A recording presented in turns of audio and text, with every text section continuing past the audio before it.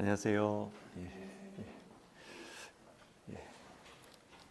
우리 다 같이 사도신경으로 신앙을 고백하시고 5월 28일 아침 예배를 하나님께 드리겠습니다. 나는 전능하신 아버지 하나님, 천지의 창조주를 믿습니다. 나는 그의 유일하신 아들, 우리 주 예수 그리스도를 믿습니다. 그는 성령으로 잉태되어 동정녀 마리아에게서 나시고 본디오 빌라도에게 고난을 받아 십자가에 못 박혀 죽으시고 장사된 지 사흘 만에 죽은 자 가운데서 다시 살아나셨으며 하늘에 오르시어 전능하신 아버지 하나님 우편에 앉아 계시다가 거기로부터 살아있는 자와 죽은 자를 심판하러 오십니다. 나는 성령을 믿으며 거룩한 공교회와 성도의 교제와 죄를 용서받는 것과 몸의 부활과 영생을 믿습니다. 아멘. 찬송가 286장입니다. 286장 1절과 2절 부르고 우리 같이 기도하겠습니다. 286장입니다. 옛날 찬송가는 218장입니다.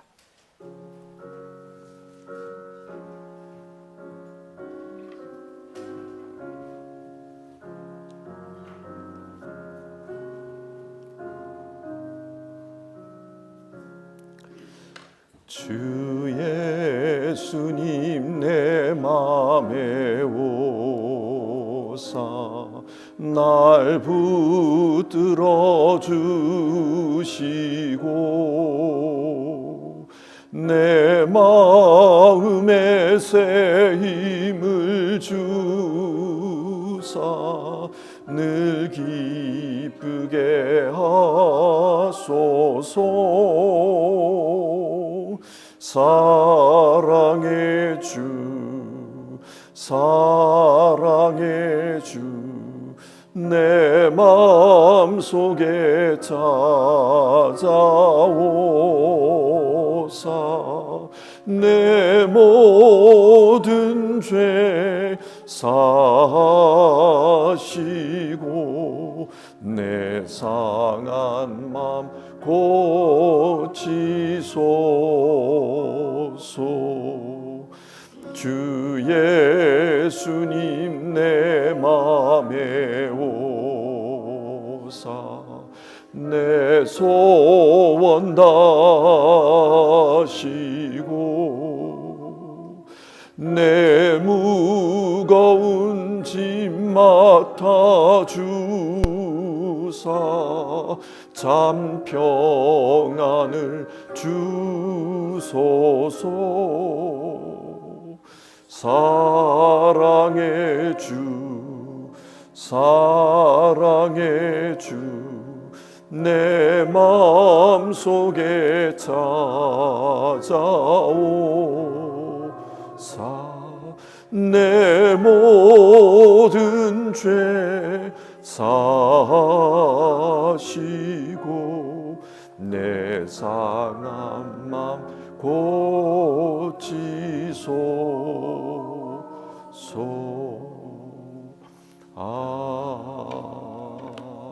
아멘. 기도하겠습니다. 사랑이 많으신 하나님, 우리에게 찾아오셔서 우리와 함께하여 주시고 늘 우리의 삶을 주님의 뜻 가운데 살도록 인도해 주시는 은혜를 감사를 드립니다.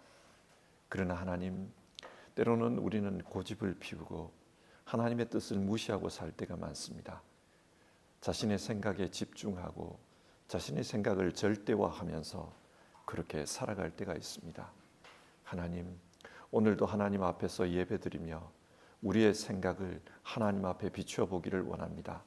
그리고 정말 하나님의 뜻만이 영원하시며 불변하신 진리임을 고백하고 그 하나님의 뜻대로 살아가는 우리 모두 되도록 도와주시옵소서.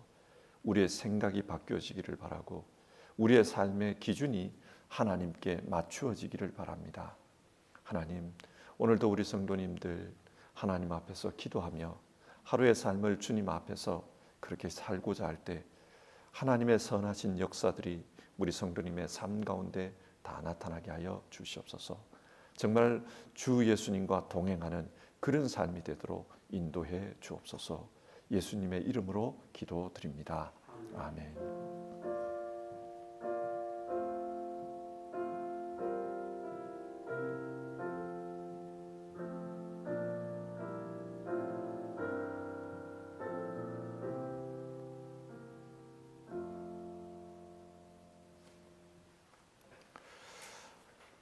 오늘 읽으실 성경 말씀은 고린도전서 5장의 말씀입니다.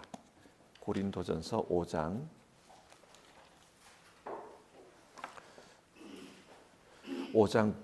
9절부터 13절까지 말씀을 교독해서 읽겠습니다. 5장 9절에서 13절입니다. 한 절씩 교독해서 읽고 마지막 절은 같이 읽도록 하겠습니다. 5장 9절입니다. 내 편지에서 음행하는 사람들과 사귀지 말라고 여러분에게 썼습니다.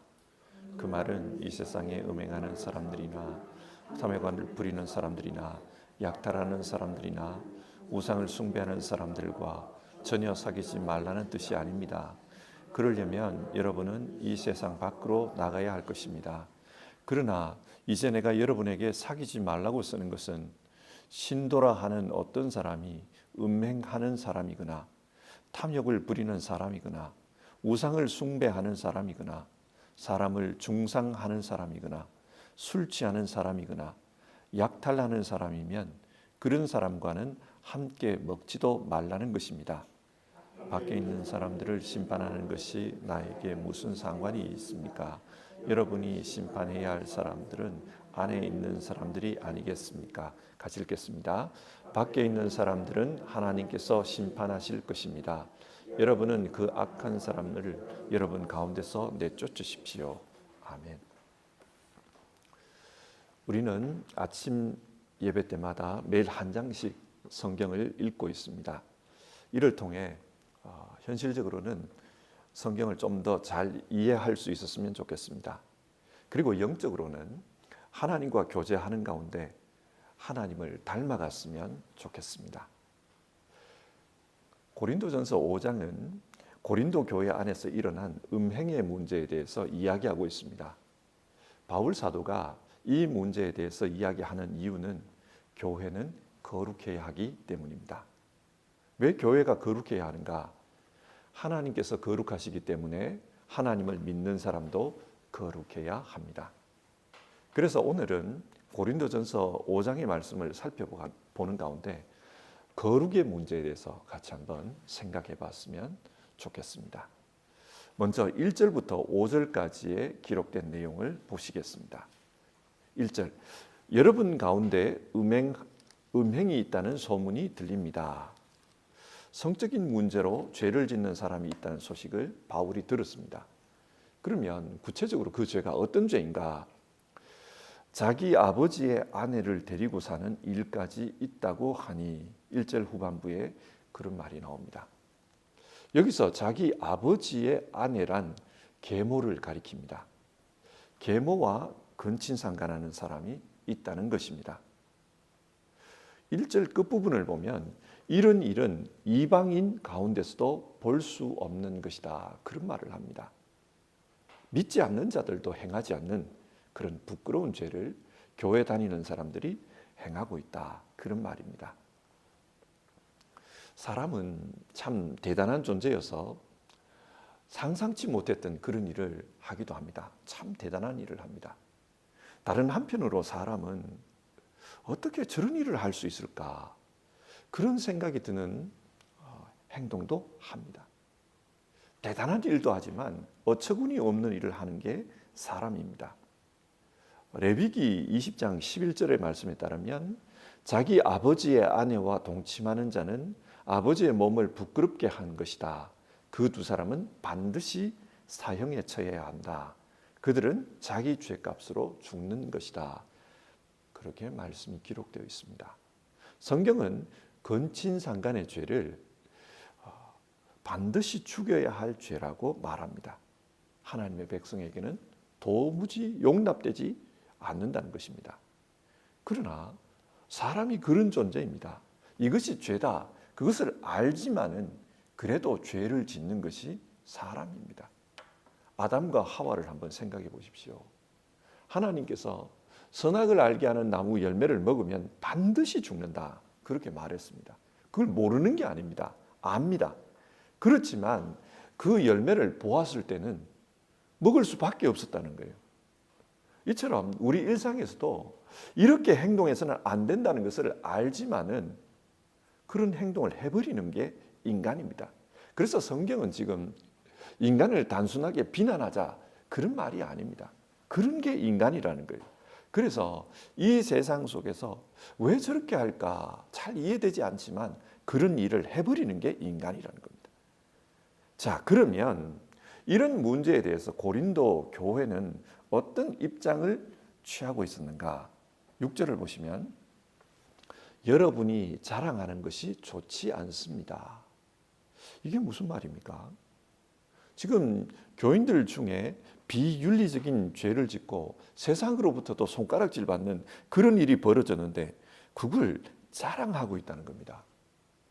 왜 이걸 자랑할까요? 신학자들은 고린도 교인들의 잘못된 구원론 때문에 이렇게 행동했다. 그렇게 추측합니다. 헬라 사람들은 인간은 영혼과 육신 이렇게 이원론적으로 구성되어 있다고 생각했습니다. 그래서 사람이 죽으면은 육신은 소멸해버리고 영혼은 영원 불멸하는 가운데 영혼이 구원을 받는다고 생각을 했습니다. 그러니 죽음 이후의 세계에서는 육신은 중요하지 않고 영혼만 중요하다. 영혼만 영원히 있는 것이다. 따라서 유한한 육신으로는 무슨 짓을 하든지 상관이 없다. 고린도 사람들은 그렇게 생각하면서 살았습니다. 자, 이런 생각을 가진 사람들이 예수 복음을 듣게 된 겁니다. 그리고 복음을 듣고서 우리의 영혼이 구원을 받았습니다. 그런 생각을 가지게 됐어요. 이미 구원을 받았습니다. 그래서 2절을 보면 여러분은 교만해져 있습니다. 그런 말이 나와요. 이미 구원을 받았기 때문에 영혼으로 구원을 받았기 때문에 육신으로는 무슨 일을 해도 괜찮다. 그런 생각을 하고 있다는 겁니다. 그게 바울이 볼 때는 교만이라는 거예요. 그리고 우리는 이 복음 때문에 무슨 짓을 해도 구원을 받는다. 그것을 자랑하고 있더라는 겁니다. 이걸 지금 바울이 비난해요. 바울이 볼 때 이 고린도 사람들은 성경이 가르치는 구원론을 완전히 잘못 이해했다는 겁니다. 그래서 자신이 만약 고린도에 있었다면 그렇게 행동하는 자를 교회에서 쫓아냈을 것이다. 그런 말을 합니다. 5절을 보시면요. 여러분은 그런 자를 당장 사탄에게 넘겨주어서 그 육체는 망하게 하고 그의 영은 주님의 날에 구원을 얻게 해야 할 것입니다. 이 부분을 잘 이해해야 돼요. 이 부분을 문자적으로 이해를 하면은 잘못된 결론에 도달할 수 있습니다. 지금 이 본문이 말하는 것은 사탄에게 넘겨준다. 교회에서 쫓아낸다는 말입니다. 예, 교회 밖에는 사탄이 역사하고 있다고 봤기 때문에 교회에서 쫓아낸다. 이건 그게 사탄에게 넘겨주는 거예요. 음행한 사람을 교회에서 쫓아내라는 겁니다. 그러면 이 사람도 한때 복음을 듣고 배운 사람이기 때문에 생각할 거라는 거예요. 교회가 왜 나를 쫓아낼까? 내가 어쩌다가 교회에서 쫓겨났을까? 그런 생각을 하게 됩니다. 그렇게 생각하는 가운데 내가 이런 잘못을 했다. 그것을 마음으로 깨닫고 돌이키면은 그의 영은 주님의 날에 구원을 얻는다는 겁니다. 그래서 지금 몸은 교회에서 쫓겨나지만 그의 영은 하나님께로 돌아올 수 있도록 그렇게 해야 한다. 이 사람의 구원을 위해서는 그게 중요하다. 그 이야기를 지금 하고 있는 겁니다. 그런데 현실에서 보면은 교인을 출교시키는 것은 쉽지 않습니다. 무슨 잘못을 했다고 당신은 이제 교회 나오지 마십시오. 그렇게 말하는 것은 현실적으로 쉽지가 않습니다. 그래서 많은 경우에 교회들이 문제가 있어도 그냥 덮고 넘어가는 경우가 있습니다. 지금 바울이 말하는 것은 잘못을 보고도 그렇게 침묵해버리면은 그게 교인을 망치는 거다. 그 이야기예요. 잘못을 꾸짖고 회개할 수 있도록 해야지 그것을 덮어놔버리면 그 사람은 그거 괜찮다고 생각하고 진짜 그 영혼이 망하는 거다. 그렇게 하지 마라. 그 이야기를 하고 있습니다. 두 번째로 6절에서 8절의 내용을 보겠습니다. 6절을 보시면은 여러분은 적은 누룩이 온 반죽을 부풀게 한다는 것을 알지 못합니까? 바울은 지금 왜 교인을 꾸짖어야 하는지 그 이유를 이야기하고 있는 겁니다. 공동체를 위해서 잘못한 교인을 꾸짖어라, 그 이야기를 합니다. 만약 문제가 있는데도 불구하고 그냥 놔두면은 공동체 전체가 그런 죄에 오염될 수 있다. 그걸 비유적으로 말하는 거예요. 그래서 작은 누룩이 전체 반죽을 부풀게 하는 것처럼 괜찮다 그러면서 작은 죄를 용납해버리면은 공동체 전체가 그런 죄에 오염될 수 있다, 그 말입니다. 아담과 하와를 생각해 보면요, 아담과 하와가 선악과를 따먹은 것은 지극히 개인적인 일입니다. 그들 개인이 그 행동을 한 겁니다. 그런데 결과는 어떠했습니까? 온 인류가 그 죄에 가담해 버렸습니다. 아담과 하와의 개인적인 죄를 용납하면은 온 인류 전체가 타락한다. 그걸 생각하라는 거예요. 여호수아서를 보면은 아간 사건이 나옵니다. 아간 한 사람이 자신의 계율에 탐욕을 채우기 위해서 하나님께서 그만 행동을 해버렸습니다. 여리고 성에서 어떤 재물도 취하지 말라 그랬는데 그걸 취해가지고 숨겨두었던 겁니다. 아간 개인이 지은 죄입니다. 그런데 결과는 어떠했는가? 그 아간 개인 때문에 이스라엘 공동체 전체가 어려움을 겪게 되었다는 거예요. 이처럼 죄는 작아 보여도 전체에 영향을 끼칠 수 있다. 그러므로 공동체의 거룩성을 지키기 위해서 이런 죄를 용납하지 마라, 그 말을 하는 겁니다. 그런데 이 누룩 이야기를, 죄를 누룩에 비유하면서 누룩 이야기를 하다가 연관해서 유월절 이야기를 하고 있습니다. 7절을 보면은 유월절 당일에 죽음의 천사가 온 이집트 땅을 치지 않습니까? 그때 하나님은 이런 일이 일어나거든 너희는 살기 위해서 이렇게 준비를 해야 된다. 그걸 미리 말씀해 주셨습니다. 유월절 어린 양을 잡고 그 양의 피를 문설주와 인방에 바르라고 했습니다. 그러면은 죽음의 천사가 그 집을 넘어갈 것이다 말씀하셨습니다. 그러면서 매년마다 유월절이 되거든 이것을 행해서 기념하라고 했습니다. 어떻게 기념하는가? 가족들과 함께 유월절 어린 양을 구워 먹습니다. 그리고 그 어린 양을 먹을 때 누룩 없는 빵과 쓴 나물을 함께 먹어야 된다, 그렇게 말씀하셨습니다.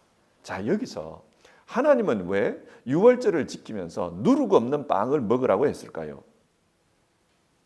유월절 어린 양은 예수 그리스도의 십자가를 상징합니다. 유월절 어린 양이 죽어서 그 피가 인방에 발리면 그 집 사람들은 살아나는 것처럼 예수 십자가 피, 그 피를 믿는 사람들은 죽지 않고 산다는 것입니다. 그런데 이 죄가 사해졌다. 이 죄를 상징하는 것이 누룩입니다.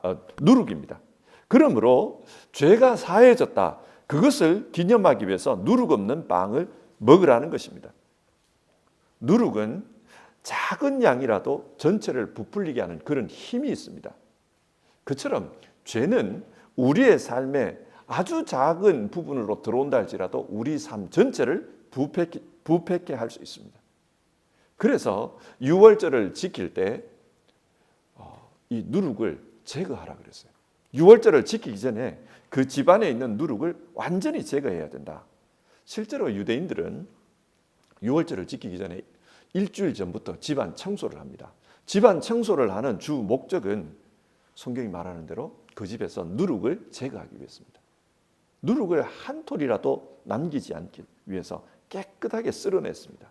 이처럼 바울은 교회 안에서 이런 비윤리적인 문제를 철저하게 제거해야 된다.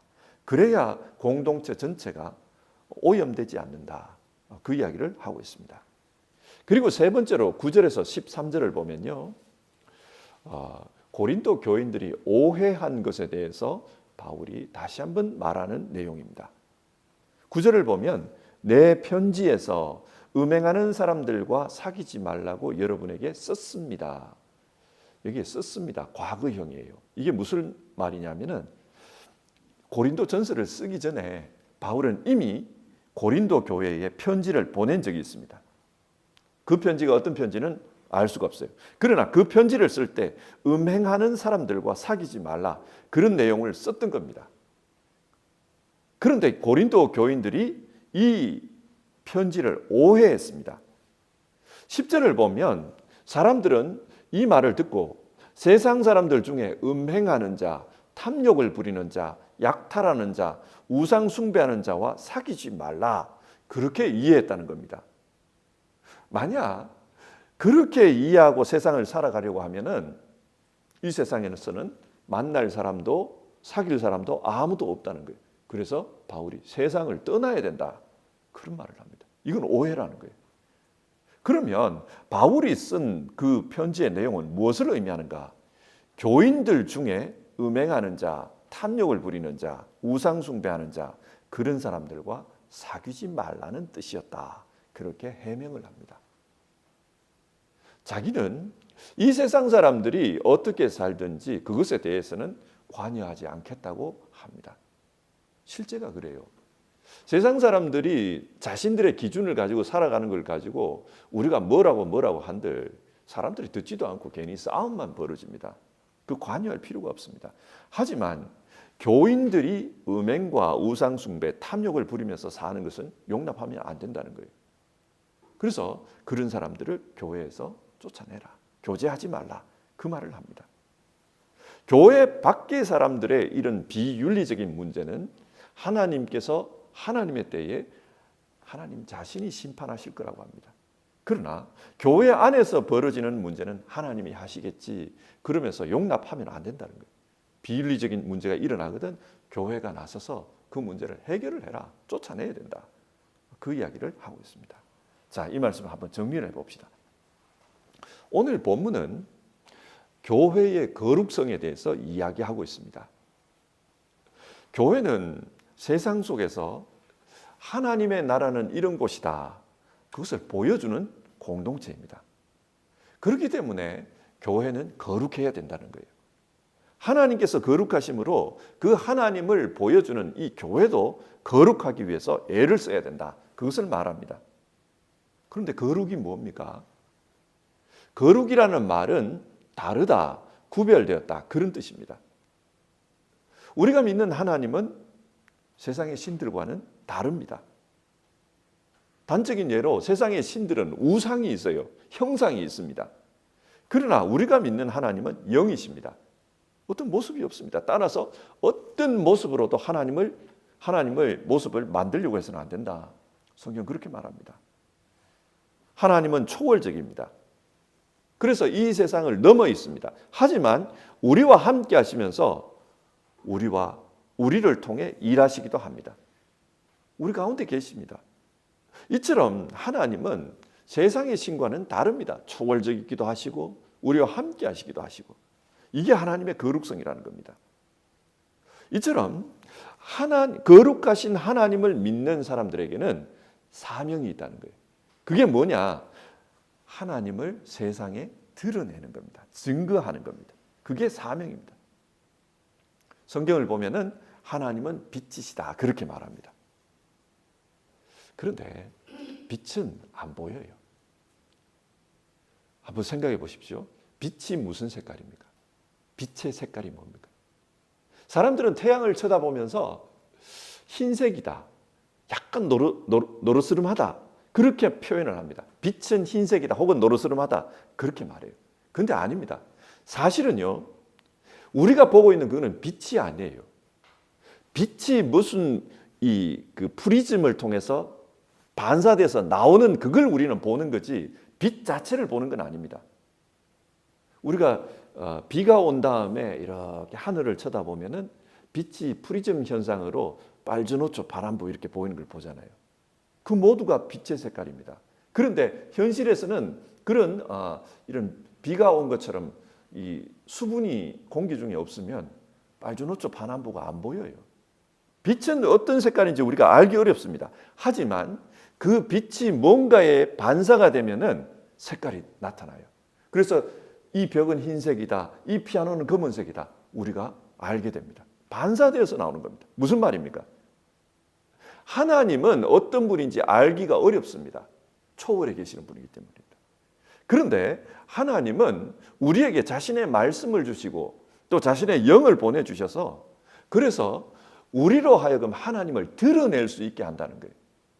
하나님은 우리 믿는 자들을 통해서 드러나십니다. 그게 우리의 사명입니다. 하나님이 어떤 분이신지 하나님을 드러내는 것, 그게 우리의 사명입니다. 성경은 하나님은 거룩하다 그래요. 그렇기 때문에 하나님을 드러내는 우리 역시도 거룩하게 살아야 된다. 그것을 말씀하고 있는 겁니다. 그런데 현실을 한번 생각해 보십시오. 우리가 살고 있는 세상은 많이 세속화되어 있습니다. 여기서 말하는 세속화란 기준의 문제입니다.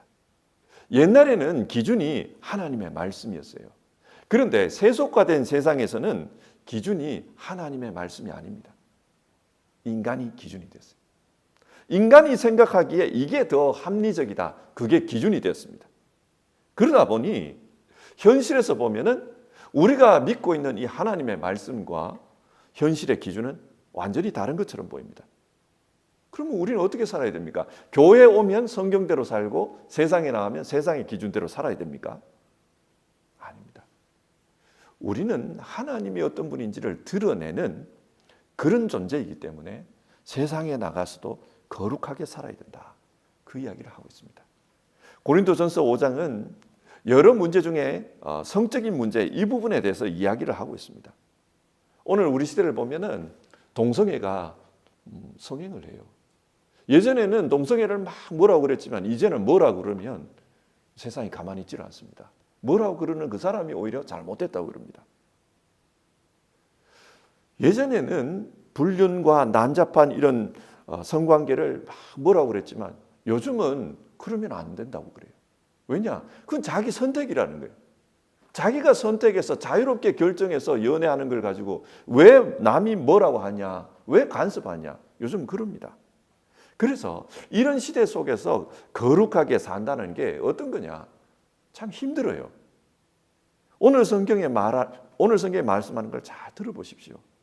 세상 사람들이 어떻게 사는지에 대해서는 바울이 뭐라고 말하지 않겠다고 그래요.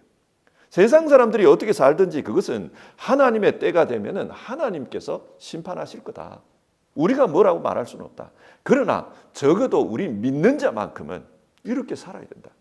우리 믿는 자가 이렇게 살지 않거든 거기에 대해서는 뭐라고 해야 된다. 바울은 지금 그 이야기를 합니다. 그래서 믿는 자가 거룩해야 하나님이 거룩하시다는 것이 드러나기 때문에 적어도 믿는 자들은 다르게 살아야 된다. 그 이야기를 합니다. 오늘날 세상 속에서는 부부관계, 남녀관계, 개인의 성생활에 대해서는 다양한 이야기를 합니다. 그러나 우리 믿는 자들은 성경이 말하는 이 거룩한 삶, 이래야 된다. 남녀관계는 이래야 된다. 부부관계는 이래야 된다. 그걸 하나님 말씀을 듣고 그 기준에 따라서 살아야 된다. 오늘 우리에게 그걸 말씀합니다. 이 말씀을 우리가 잘 생각하고 여러 문제에 있어서 고린도전서 5장은 성문제를 이야기합니다만 여러 문제에 있어서 세상은 다른 기준을 이야기하지만 우리는 하나님의 기준을 가지고 그렇게 살겠다. 그래야 나를 통해 하나님의 빛이 드러난다. 우리가 그런 생각을 가지고 하나님을 닮아가는 삶을 살아가기를 바랍니다. 우리 447장이요. 찬송하고 기도하겠습니다. 447장입니다.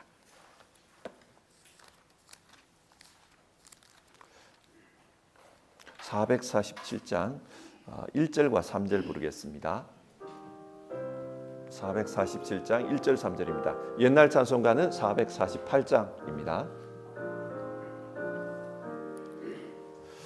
이 세상 끝날까지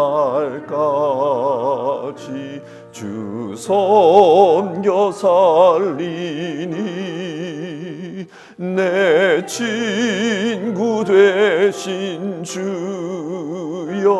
늘 함께 하소서. 주 나와 함께 하면 전쟁도 겁없고 주 나를 인도하면 늘 안심하리라. 3절입니다. 이 세상 온갖 시험 내 마음을 흔들고 적한 원수들이 안팎에 있으나 주 나를 돌보시사 내 방패 되시고 내 옆에 계신 것을 늘 알게 하소서. 아멘. 우리 같이 기도하겠습니다. 오늘 우리 믿는 사람들이 세상 속에서 어떻게 살아야 되느냐, 성경 그 문제를 가지고 이야기합니다.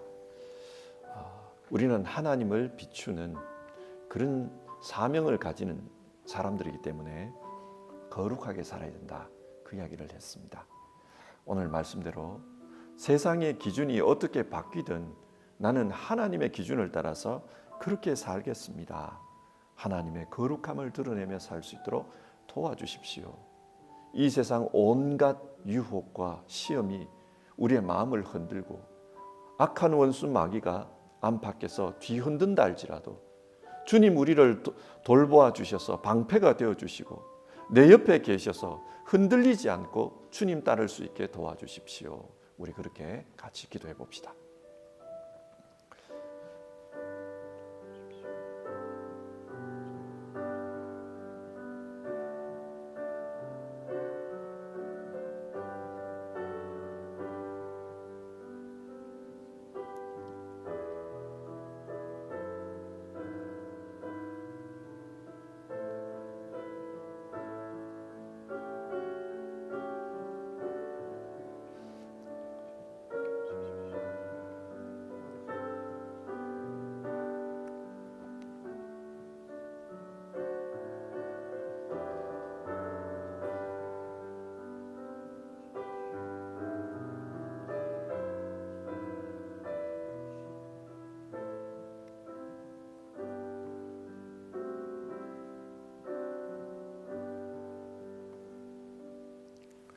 하나님, 오늘 성경 말씀을 통해서 믿는 사람들이 세상 속에서 어떻게 살아야 되는지를 권면하는 내용을 우리가 살펴보았습니다.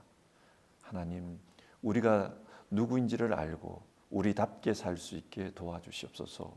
우리는 하나님의 거룩함을 세상에 드러내는 그런 거룩한 자여야 한다는 것을 우리가 알고 정말 그렇게 살 수 있도록 도와주십시오. 하나님, 마귀는 우리를 유혹하고 흔듭니다. 시험을 통해서 힘들게 합니다. 그래서 세상을 쫓아가게 하는 그런 일들을 합니다. 주님 우리 안에 계셔서 우리의 방패가 되어주시고 주님 우리와 동행하셔서 이 모든 유혹과 시험으로부터 우리가 정말 이기고 하나님의 길을, 하나님이 원하시는 그런 길을 걸어갈 수 있도록 역사해 주시옵소서. 하나님 간청드립니다. 시대가 많이 달라졌습니다. 타락했습니다. 이 속에서 하나님의 기준을 잘 지킬 수 있도록 역사해 주시옵소서.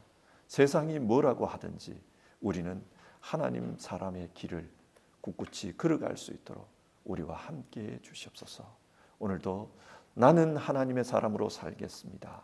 나는 하나님과 동행하겠습니다. 신실하게 살겠습니다. 마음으로 결단하며 기도하는 모든 성도님들에게 성령 하나님 함께 하시면서 역사하시고 하나님의 영광을 드러내 주시옵소서. 우리 주님 예수님의 이름으로 기도드립니다. 아멘. 기도하겠습니다. 주기도문 하겠습니다. 하늘에 계신 우리 아버지, 아버지의 이름을 거룩하게 하시며 아버지의 나라가 오게 하시며 아버지의 뜻이 하늘에서와 같이 땅에서도 이루어지게 하소서. 오늘 우리에게 일용할 양식을 주시고 우리가 우리에게 잘못한 사람을 용서하여 준 것 같이 우리 죄를 용서하여 주시고 우리를 시험에 빠지지 않게 하시고 악에서 구하소서. 나라와 권능과 영광이 영원히 아버지의 것입니다. 아멘.